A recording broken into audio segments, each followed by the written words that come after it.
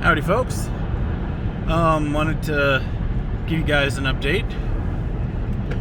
It's been a little bit since I've posted something meaningful, aside from the silly video yesterday. Reason is because I have two issues. I have an issue with the difficulty level of installing my port, my fork. That's issue number one.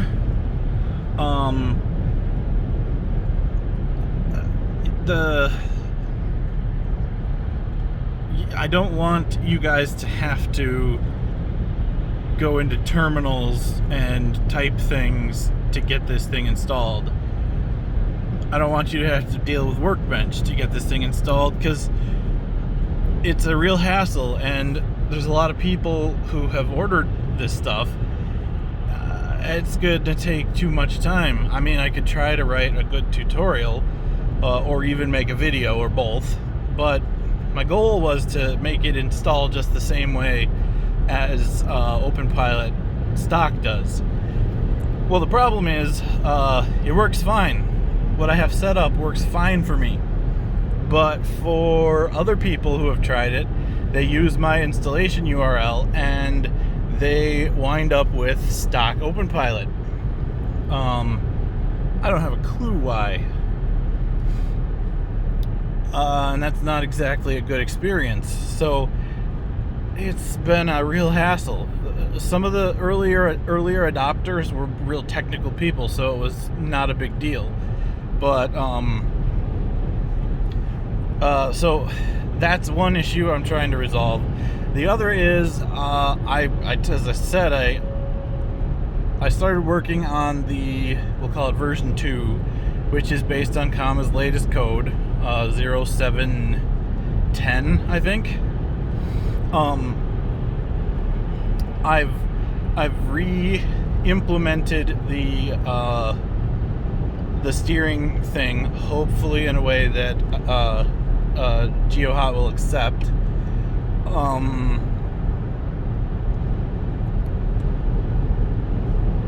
But I put it on my Eon and it didn't work. Well, it didn't. The steering wheel didn't crash, but the steering wheel didn't do anything. So I've got to figure some stuff out with that. Excuse me.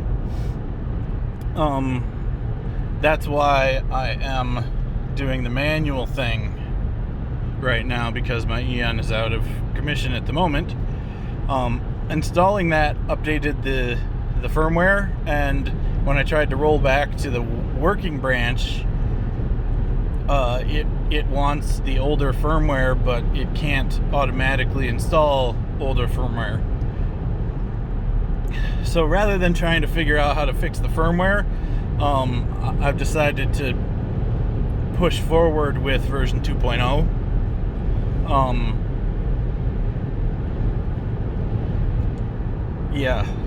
Yeah, that'll really be the best option, because that's the one that Comma may upstream, and if they upstream it, then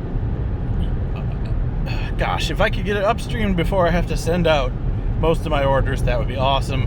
I doubt it. There's a lot of testing that has to be done, but anyway, I'm going to reach a point where I'm going to stop, and that is stop developing, get back to building. That is when I have tested the auto emergency braking to see if I can use it to slow the car down while driving. Somebody else on Discord came on, Muttley or something, and he said that he's done it and that it's not viable. That it is too noisy and jarring or something like that. So I asked him if I could see his source code, because he said that he figured out the checksum calculation, and he tells me, oh, well, I can't because I've got an NDA, and then he wouldn't tell me what company the NDA was with, and I'm trying to think, when would you have an NDA for reverse engineering? So I'm not questioning that he did it, and I am not questioning that he believes that it is not viable. I'm worried that he's going to be right, because if he's right, we've got a problem for cars that are not electric. We don't have a method of braking, but we might.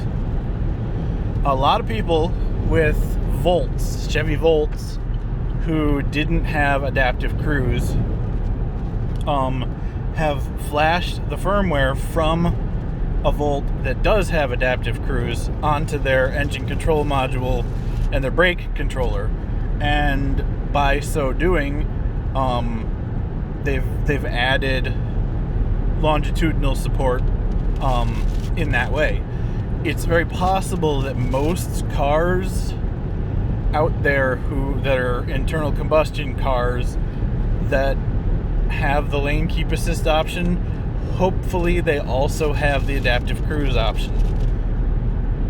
As long as they have the adaptive cruise option, there's a good chance, at least for now, that we can cross-flash the firmware.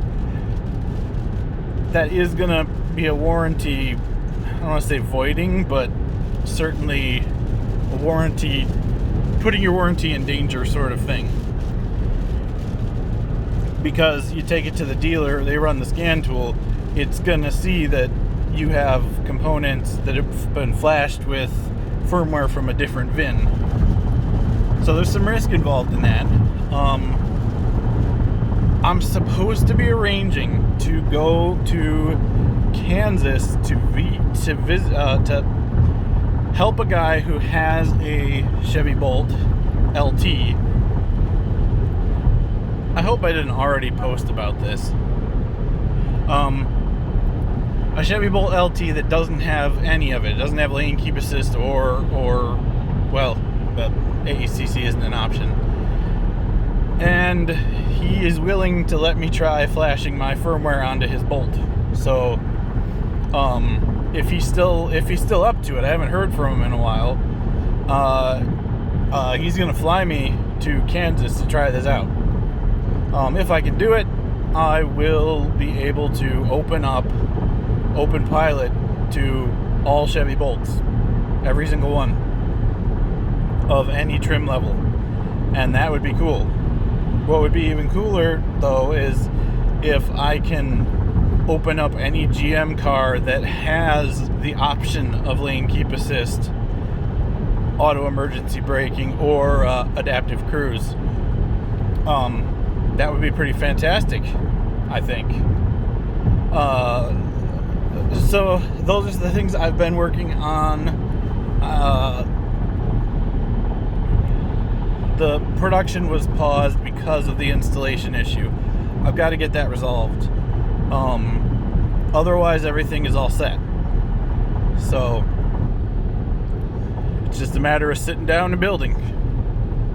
So anyway, guys, thank you for your support. Thank you for your patience.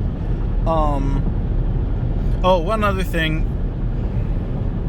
There is some consternation around Comma's attitude toward the community. I'm not the only person that they've banned recently who probably shouldn't have been banned. And there's some angry people right now. They're just not. I can't say that I have personally seen GeoHot do or say anything terrible, but the moderators are going a little power crazy, just a little bit. God, I hope I don't get banned for saying that on here.